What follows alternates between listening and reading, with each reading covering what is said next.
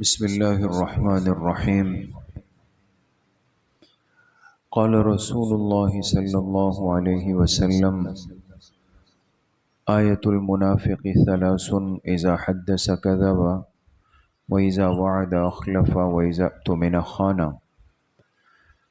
جناب رسول اللہ صلی اللہ علیہ وسلم کا ارشاد مبارک ہے کہ منافق شخص کی تین نشانیاں ہیں. جب بھی بات کرے تو جھوٹ بولے، جب وعدہ کرے تو خلاف ورزی کرے، جب اس کے پاس کوئی چیز امانت رکھوائی جائے تو اس میں خیانت کرے. یہ تین باتیں اس حدیث پاک میں آپ علیہ الصلاۃ والسلام نے ذکر فرمائی اور اس کو منافق کی نشانیاں قرار دیا. یعنی گویا ایسے بندے کے اندر منافق والی صفات اور عادات موجود ہیں. سب سے پہلی بات فرمائی کہ جب بھی بات کرے تو جھوٹ بولے. مزاج میں جھوٹ بیٹھ جائے، عادت میں جھوٹ بیٹھ جائے، سچ بولنا اس کا مزاج ہی نہ رہے، اور صرف دنیا کے تھوڑے سے مقصد کے لیے یا تھوڑی سی تکلیف ڈانٹ سے بچنے کے لیے، کسی پریشانی سے اس بچنے کے لیے بلا تکلف جھوٹ بول دے گا، چاہے رمضان ہو یا غیر رمضان ہو، مسجد میں ہو یا غیر مسجد میں ہو، ماں باپ ہو یا کوئی اور ہو، ہر ایک کے ساتھ بہت آسانی کے ساتھ جھوٹ بول دے گا اور چہرے پر بل بھی نہیں آئے گا. بعض اتنے ایکسپرٹ ہو جاتے ہیں، ماہر ہوتے ہیں کہ بالکل خود اعتمادی کے ساتھ جھوٹ بولتے ہیں، سامنے والے کو بالکلیاں مطمئن کرتے ہیں. دوسرا شخص فرمایا کہ جب وعدہ کرے تو اس کے خلاف ورزی کرے. کسی بھی چیز کے لیے وعدہ کرنے پہ تیار اور آمادہ بیٹھا ہو، جی یہ کام یہ میں کل تک بالکل کر لوں گا، 10 بجے تک آپ کی چیز آپ کے پاس ہوگی، آپ بھی مطمئن ہو گئے. کل 10 کے بجائے 3 دن بعد کے بھی 10 بج گئے، اس کا کچھ اتا پتہ نہیں، پرواہ بھی نہیں ہے بالکل. یا آپ سے کہا کہ جی بالکل آپ کا سامان لے کے آ رہا ہوں، 3 بجے آپ کے پاس ہوں گا، پھر رات کے 3 بج گئے، اس کا کوئی اتا پتہ نہیں. آج کل دیکھیں نا، ایک کام کاج میں خاص طور پہ وہ احباب جو مختلف فنون کے اللہ پاک نے ان کو مہارت دی ہوتی ہے، کوئی بھی کام میں ہے. اب دیکھیں نا، کتنی ایک نامناسب بات ہے، ایک مسلمان کسی سے وعدہ کر لیتا ہے کہ جی یہ کام بالکل ہو جائے گا، بس کل تک آپ مجھے ٹائم دیں، یہ کام آپ کا بس سمجھے کہ ہو گیا، اور وہی ٹائم کسی اور ساتھی کو بھی دے گا، وہی ٹائم تیسرے ساتھی کو بھی دے دے گا. تو یہ کتنی ایک نامناسب سی بات ہے کہ ایک مسلمان ہو کر ہر ایک سے وعدہ کرتا پھر رہا ہے اور بالکل جو ہے وہ اس کی خلاف ورزی کر رہا ہے. پھر دماغ میں یہ سوچ بھی نہیں ہے کہ مجھے یہ کام کرنا ہے. پھر تیسری چیز فرمائی کہ جب اس کے پاس کوئی امانت رکھوائی جائے تو اس میں خیانت کرے.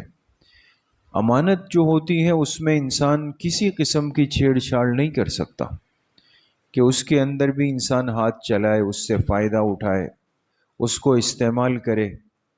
جیسے آج کرایہ دار کرائے کے گھر کے ساتھ کیا سلوک کرتا ہے، ہم جس چیز کو کرائے کے طور پہ لے لیں تو کہتے ہیں نا بس یہ تو پرائی چیز ہے، جو کر سکتے ہو اس کے ساتھ کر لو. 11 مہینے بعد جب اس کے حوالے کیا تو وہ 10 منٹ بیچارہ سوچ رہا ہوتا ہے کہ میں کیا کروں اس کے ساتھ. تو آج احساس نہیں ہے اندر بالکل بھی کہ امانت والی چیز تو بہت بڑی ذمہ داری ہے، میں کیسے اس کے اندر جو ہے وہ خیانت کر سکتا ہوں. تو کسی کی امانت کی چیز ہو، کسی نے اپنی تھیلی رکھوائی، موٹر سائیکل آپ کو دی، گاڑی رکھوائی، بھئی یہ 2 دن کے لیے آپ رکھ لیں، اور پھر اس پہ پورے شہر میں گھومتے پھر رہے ہیں. حالانکہ پرائی امانت عاریت میں رکھوائی ہوئی چیز ہے، لیکن اس کو استعمال کر رہے. ہاں اگر اس نے اجازت دی تو وہ الگ بات ہے. یا کسی نے اپنی امانت بھیج دی کہ یہ میری تھیلی ہے، اس کو ذرا رکھ دیں، تو رکھنے سے پہلے اس کے مالہ و ما علیہ کو پورا چیک کر لیا.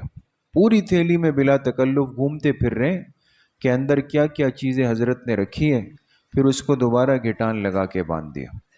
یا کسی نے اپنا لفافہ دیا کہ جی یہ فلاں تک پہنچا دے، تو اس تک پہنچنے سے پہلے خوب اس کا مطالعہ کر لی. یعنی یہ وہ کمزوریاں ہیں جو آج ہمارے اندر بلا تکلف پائی جا رہی. ہم اس کو کرتے بھی ہیں اور بالکل ہمارا بی پی اوپر نیچے نہیں ہوتا کہ میں کچھ غلط کر رہا ہوں. یہ بہت بڑی کمزوریاں ہیں، یہ خیانت ہے، یہ وعدہ خلافی ہے، یہ جھوٹ ہے. 3 بڑے بڑے گناہ کبیرہ ہے. لیکن ہم میں سے ہر ساتھی اپنے آپ کو دیکھ لے کہ ہم کس قدر اس کے اندر ابتلاء عام کر چکے ہیں، اور کرنے کے بعد اس کو گناہ بھی نہیں سمجھتے، اپنا ایک حق سمجھ کے کر رہے ہوتے. اس لیے میرے عزیزوں، دوستوں، بزرگوں، یہ گناہ ہے اور بڑے گناہ ہیں، اور اس کو نفاق کی علامات میں سے شمار کیا گیا، تو بچنے کی ضرورت ہے. اللہ پاک صحیح عمل کی توفیق نصیب فرمائے. الحمدللہ رب العالمین.